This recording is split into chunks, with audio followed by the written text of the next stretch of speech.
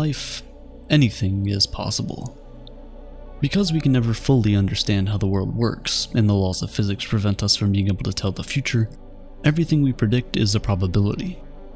Some are a lot more probable, others are less probable, while some have astronomically low chances of ever happening. The probability is vanishingly small, but it remains non-zero. Would you get hit by a car? Will you get struck by lightning? Will we ever achieve world peace? If there is a chance that anything can happen, what are the odds? I was scrolling through the deepest parts of the internet one day when I came across this man, Roy Cleveland Sullivan, the man who has been hit by lightning 7 times in his lifetime. The odds of getting struck by lightning once isn't that low, it's just about 1 in 15,000. Even if you live in a small town, chances are that somebody in that town has been struck by lightning at least once. The odds of being struck 7 times in a period of 80 years? That's a 1 in 10 to the 28 chance. This seems like such incredible and unfortunate odds, until you consider the fact that you're more likely to get struck by lightning 7 times than you are to shuffle a deck of cards into perfect numerical order. Those odds? 1 in 10 to the 68. Probability is something that we can't really comprehend as humans. If we did, we'd stop worrying about a lot of things and stop taking granted for most of the things we should be worried about. Like sharks. No thanks to the movie Jaws, humans now have an immense fear of sharks. But the reality is, you're more likely to get killed by a vending machine than you are to get killed by a shark. The odds of getting killed by a vending machine are 1 in 112 million, while the odds of getting killed by a shark are a staggering 1 in 250 million. Now, the odds that you'll be attacked by a shark are much lower at 1 in 3.7 million, but even that is still too high for the monsters we've branded sharks to be. For context, you're more likely to get killed by a dog at a 1 in 112,400 chance than you are to get killed by a shark, but we still keep them in our homes as loving pets.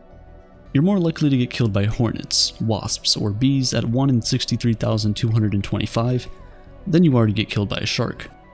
In fact, you're more likely going to get killed by the government for committing murder at 1 in 119,000 than you are of getting killed by a shark.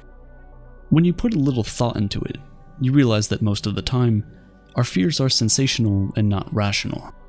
When something tragic happens and it garners a lot of public attention, we are more likely to be afraid of that thing, even if it is much less common than the less notorious things. The most prominent example of this is the way we treat plane crashes. Now yes, when planes do crash, it is tragic. But because they cause such a big spectacle and have lots of media coverage, we forget that it is still by far the safest way to travel. Passenger airplane incidents are very rare, and your odds of dying in a plane crash are very slim at 1 in 205,000. That's incredibly low when you compare it to your odds of dying in a car accident, which is just 1 in 107. For motorcycle riders, it's 1 in 890, and even pedestrians aren't safe at 1 in 541. But wait, maybe the reason the airplane deaths are so low has to do something with our fear. Before people go on an airplane, they usually prepare well in advance. No harmful objects are allowed on board, and there's always usually more than one designated pilot who has trained for years on safety practices before they were ever allowed to fly a plane. Compare that to road travel, where we don't really think that much about it, and you can maybe see why things are the way they are. And with the odds that you'll be involved in a drunk driving accident in your lifetime being incredibly high at 2 in 3, you can see what I mean.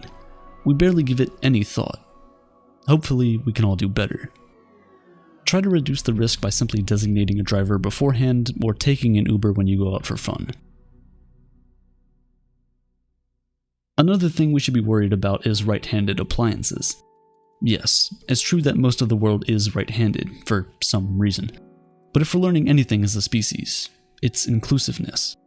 We must do the same with dominant hands because, as it is, the odds of a left-handed person dying simply because they used a right-handed appliance wrong is 1 in 7 million. And while the chances look ridiculously slim, it has to happen to somebody. If you don't die, hey, you'll get a lot of free money from that lawsuit. The ambidextrous people among us can help us decide what appliances are better suited for what dominant hand. And we have a surprising amount of them, 1 in 100 to be exact. Now this does not include people who have had to learn how to use their non-dominant hand because of injury or out of curiosity. It's just people who are born with an amazing control of both of their hands. Art is very subjective. What some people might find beautiful, others will find ugly.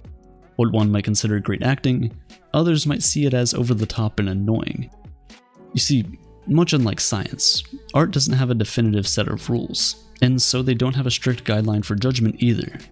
And while this allows for creativity, it also makes it very difficult to find success in the world of the arts. If you want to be a surgeon, for instance, you know that if you pass the med school exams, in turn go through residency, and so forth, you'll make it. You have a set path to follow.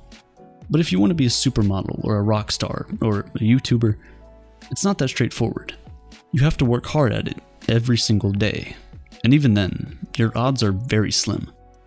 You can be a theater kid all your life, go to film school, practice as much as possible. But in the end, the odds that you'll become a movie star aren't very encouraging, at just 1 in 1.1 million. It's amazing so that even with the odds as slim as this, every year, thousands of people will travel from all parts of the world to LA, trying to fulfill their dreams of being on the big screen. When interestingly, you have a much better chance of winning an Oscar at just 1 in 11,500 than becoming a movie star. But of course, this Oscar includes all the technical awards that are given when everyone is taking a bathroom break. And most people would much rather take a 1 in 1.1 million chance than to receive an award when no one's watching. If you're a writer, however, the odds are slightly in your favor. There is a 1 in 220 chance that you'll write a New York Times bestseller. If you put in the time and the effort necessary, these odds are definitely going to go up, bringing you that inch closer to making your dream a reality. Sports are closer related to science than arts, because most of the time, if you work at it hard enough, you'll achieve some kind of success. But how hard can you work when there's only so many medals to go around? Millions of people around the world dedicate their entire lives to competing in the Olympics, yet only 1 in 662,000 will ever win a medal.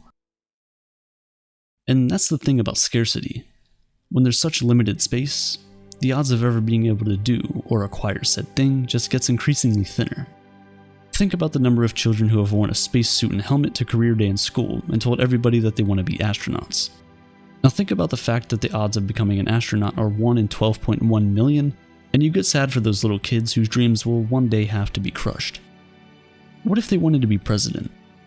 Well, the chance of becoming a US president is 1 in 10 million. Unless you're a religious 6-foot-tall Harvard Law graduate and military veteran. Then your odds go up astronomically, especially if you're a Harvard alumni, because as surprising as it might sound, the odds that the President of America has attended Harvard is 1 in 3.58. So if you want to have the best chance at becoming president, you know what school to apply for. However, getting into Harvard is almost as difficult as becoming president when you're done. With a chance of just 4.6% of getting in, you might want to apply to some backup schools as well. At the end of the day, we all just want to be successful. Whether it's through the arts, or going through the so-called traditional route of finishing college and getting a good job. We all just want to have enough money to live comfortably while we're still young. But sadly, the odds are stacked against us. There's a slim chance of just between 6.4% and 22.3% that you'll become a millionaire, with different factors like race, education, wealth status, and age helping to place you somewhere in that range. While the chance of becoming a billionaire? Well, there's 8 billion humans in the world, and only around 2,000 billionaires, so basically, non-existent. Getting old has a bittersweet taste to it. On the one hand, you're getting wiser, more mature, and you have a much better understanding of the world than you did when you were younger. But on the other hand, you're also getting weaker, you're forgetting things more. And sadly, your body just keeps breaking down, one after the other, and the stats don't really help at all. If you're under 20 right now, there's a 1 in 4 chance that you'll be disabled before you retire. And it gets worse. There's a 1 in 2 chance that at the age of 75, you'll have disabling hearing loss. This is why whenever people say they want to work hard now so they can enjoy their retirement, I kind of feel bad for them. Because most times, at that age, you don't really get to enjoy anything. All you can really do is sit around and reminisce on a life that once was, and when the Grim Reaper comes, you say goodbye to your loved ones and move on. And that's why you should do everything you want to do right now. For some reason, there's a 7% higher chance that you'll die on your birthday than on any other day, going out together with the candles. But for a few of us, living to 100 is possible, with the odds of that happening being approximately 1 in 5,780, with those odds increasing significantly if you're biologically a woman. On the other hand of the spectrum, one of the most incredible human achievements is being born. If you're here watching this video right now, you deserve a round of applause. You ran, you fought, you survived. And against all odds, you made it. The odds of you existing were 1 in 5.5 trillion. But here you are. You might have been the 1 in 20 chance of being born on your mom's exact due date, or you're like most of us who were born around 2 weeks before or after. You might be the 1 in 250 who are geniuses, burdened with the weight of advancing our civilization, or like the rest of us who are cheering them on. Whoever you are, whatever it took you to get here, that was an incredible feat, one that is unrepeatable. Not in this lifetime, at least.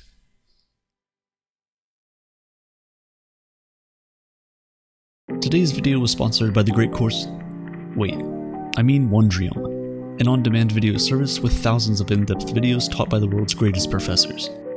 They rebranded. As we've seen, the odds of existing are quite slim. But yet, here we all are. Thinking about the sheer probability of it all is really hard to grasp, but that in itself is hopefully enough to make you value what it means to be alive.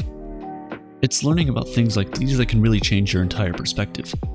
With Wondrium, you can get access to over 11,000 video lectures available to you at any moment, making it one of the best places you can go to learn about almost any topic. Everyone wonders about something. It's what makes us human, keeps us driven, and fuels our passions. Wondrium is the place for everyone who has ever wondered about anything. They offer insight into topics in extreme detail, so it's a great place to dive into almost anything. For this video, I actually watched the probability course titled What Are the Chances, and it really helps set the tone for this video. I don't want to spoil it, so test it out and see things for yourself. Check out wondrium.com/aperture and you can start watching for free in as little as 10 minutes. You'll not only be enjoying yourself and learning valuable information, but you'll also be supporting my channel at the same time.